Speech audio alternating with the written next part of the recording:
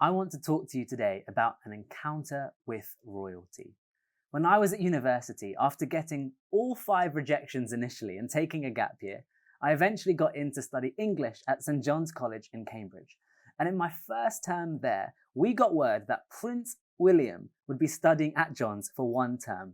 The game was on. Everyone went crazy, trying to catch a glimpse of this future king.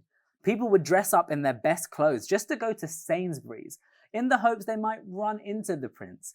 People we hadn't seen all term, who'd been hibernating in their rooms, suddenly started going for long walks on the college grounds, and I even started attending lectures. I don't know what we thought would happen, that we'd run into Prince William in the library one day, reach for the same book and immediately strike up a friendship, and then one day I'd be a fully fledged member of the British royal family. We'll never know what could have happened. I actually never met the prince. The closest I got was grabbing a blurry photo from my bedroom window. But the atmosphere in college had shifted that whole term. There was anticipation, excitement. We all understood that even one encounter with royalty can change everything. And in the book of Isaiah, we read about the birth of a royal son.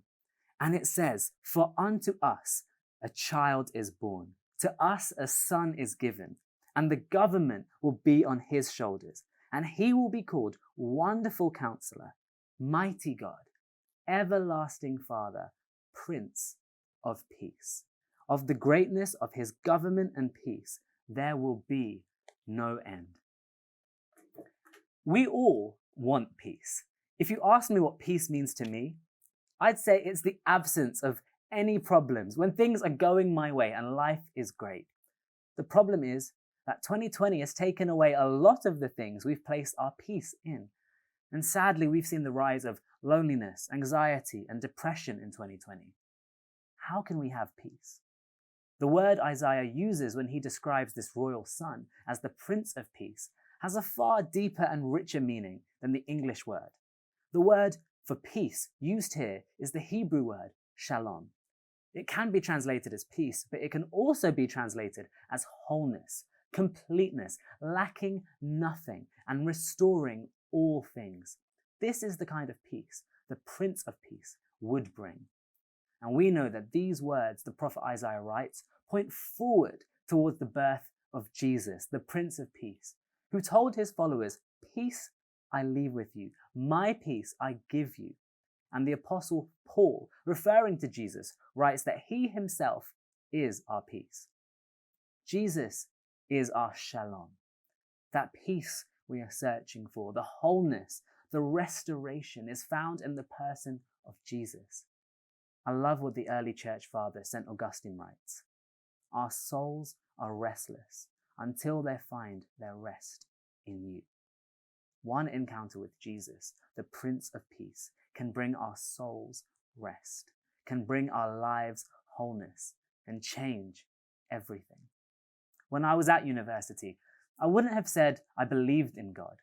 I thought God was irrelevant and outdated, but I did have a deep longing for this peace, this wholeness. And although I didn't ever meet Prince William at university, I did have an encounter with Jesus that changed everything when friends of mine I met in first year shared their faith with me.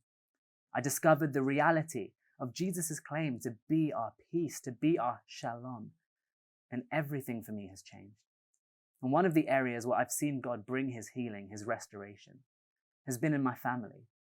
My parents divorced when I was 10, and it caused a lot of pain and hurt and division. My mum eventually remarried my stepdad, Kieran, and the difficulties were especially brought to the fore around this time of year, when not only did we have Christmas, but also my brother's birthday on 26th of December, Boxing Day.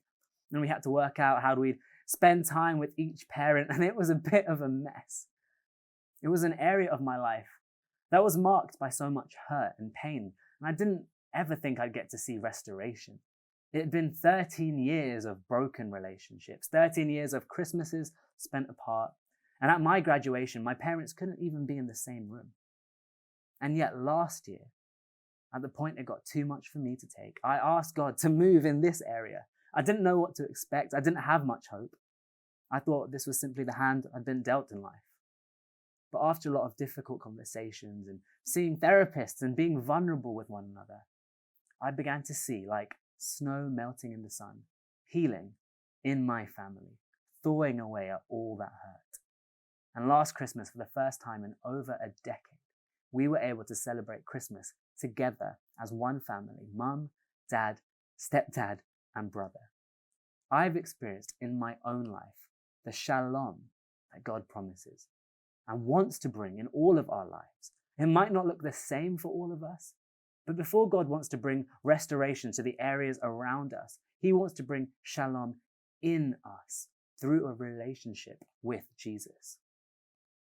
What are the areas in your life that you want to see Jesus transform?